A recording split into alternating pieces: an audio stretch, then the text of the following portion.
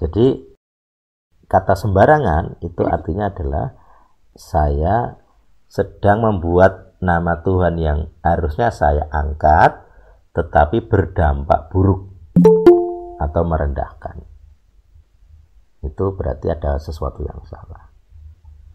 Jadi ketika saya di ayat 7 jangan menyebut nama Tuhan, ini LA ya, nama Tuhan dengan sembarangan. Nah, menyebutnya itu kan menaikkan. Jangan menaikkan nama Tuhan dengan sembarangan.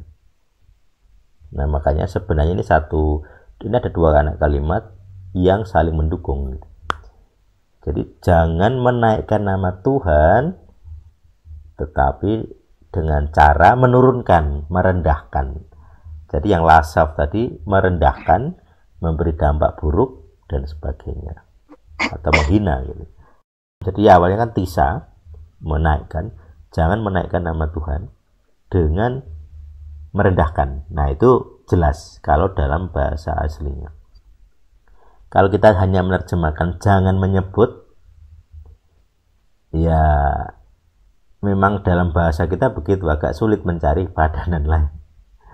Karena kalau diterjemahkan jangan menaikkan, agak sulit diterima bahasa kita. Misalnya dalam bahasa Inggris dia menggunakan kata membawa. Jadi kan tadi kamusnya tisa atau yasa itu tadi kan membawa, mengangkat gitu ya. Makanya dalam bahasa Inggris dia santai saja menggunakan kata bring, membawa. Dari the scripture ya, terjemahan literal. You do not bring the name of Yehuwah Elohimmu, your Elohim ya. Jadi dia santai saja menggunakan kata bring. Tapi kalau kita menggunakan kata membawa itu jadi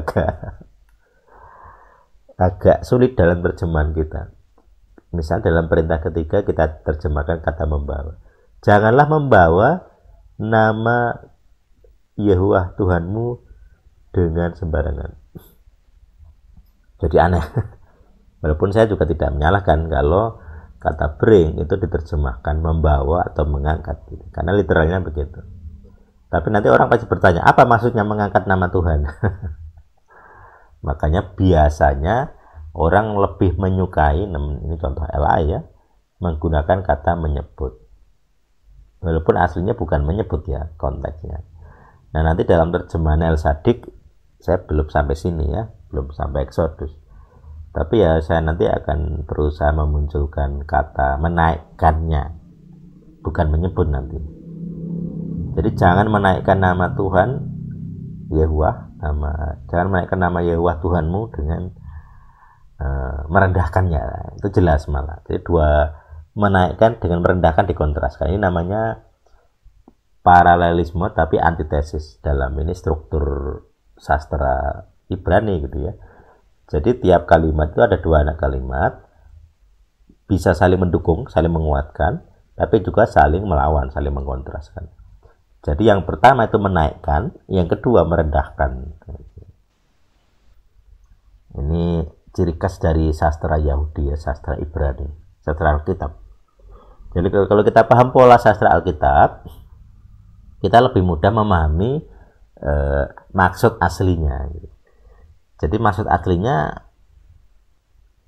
ketika orang berkaitan dengan nama Tuhan menyebut itu adalah menaikkan, sebenarnya menaikkan nama Tuhan. Makanya di sini tidak menggunakan kata kara, bukan menggunakan kata memanggil gitu. Beda. Jadi dia langsung menggunakan kata membawa. Jangan membawa, menaikkan nama Yehuwah Tuhanmu dengan merendahkannya. Nah itu lebih jelas. Oke, itu ya, itu pemahaman yang literal dari ayat 2 Keluaran 12 ayat 7. Nah, ini.